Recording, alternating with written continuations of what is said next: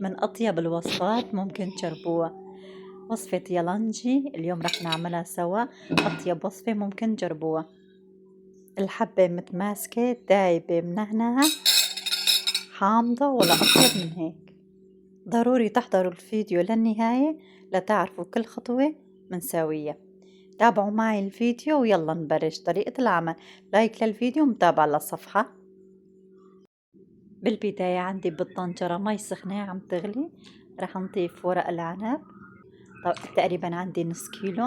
رح نغليها لمدة 5 دقايق ونطالعها.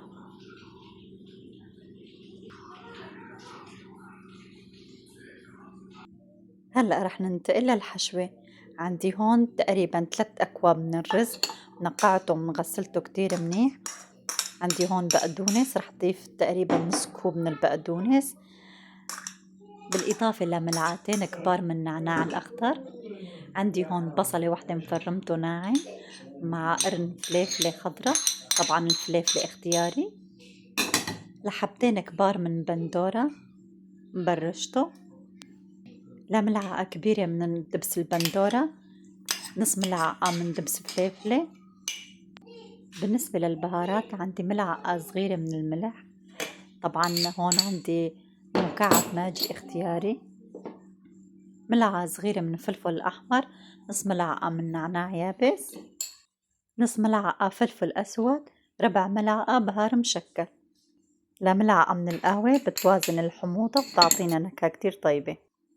نص كوب زيت زيتون، لنص كوب عصير الحامض، قدر ملعقتين من دبس الرمان. متابعيني الحلوين بتمنى تتابعوني على قناة اليوتيوب، تشتركوا بالقناة، تابعوني على حسابي الفيسبوك، على حسابي التيك توك، تكتبوا لي بالتعليقات من وين عم بتتابعوني، كتير بحب اتعرف عليكم. متابعيني الحلوين هالوصفة بتاعته قد من 10؟ أنا بعطيه 10 من 10. ما بتتخيلوا يا جماعة قد ايه بتشهي. هلا بعد ما سلقنا الورقات وحضرنا الحشوة، رح نبدأ بلف الورق. رح اخد كمية من الحشوة على الورقات ورح سكر منيح.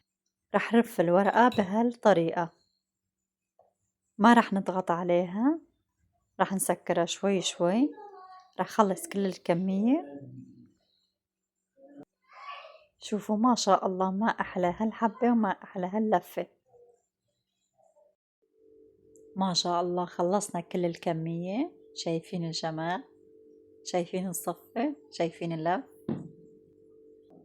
هلأ رح نطبقهم بالطنجرة. عندي هون بالسفل الطنجرة حطيت لها ورقة عنب. هلأ بنصفهم. فيكن تضيفوا بطاطا بندورة مثل ما بدكن، كيف ما بتحبوا. هلأ خلصنا صفهم.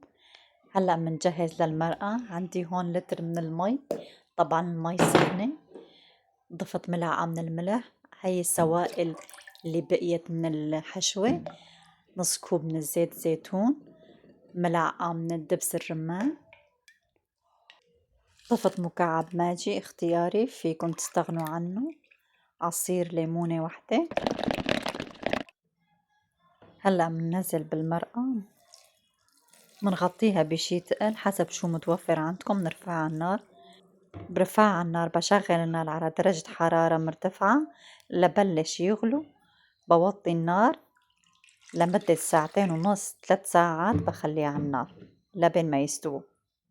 بعد ما يمرقوا نص ساعة بشيل التقل، بغطي عليها، بتركهم يغلوا لمدة 2 أو 3 ساعات لبين ما يستووا. هلأ جهزوا عندي. طبعا طفيت تحتها، ضنيت عليها ل10 دقايق. هلأ بنفضيه بشي صحن كبير. بنحط على وش رمان، بنزينها بالرمان. ما بتتخيلوا الريحة. بنصحكم تجربوا نفس الطريقة نفس الوصفة. هاد كان وصفتي لليوم. بتمنى إذا عجبكم وصفة تكتبوا لي بالتعليقات، تكتبوا لي تجاربكم. مستوية كتير منيح، منهنها طالعة كتير طيبة. صحتين وعوافية.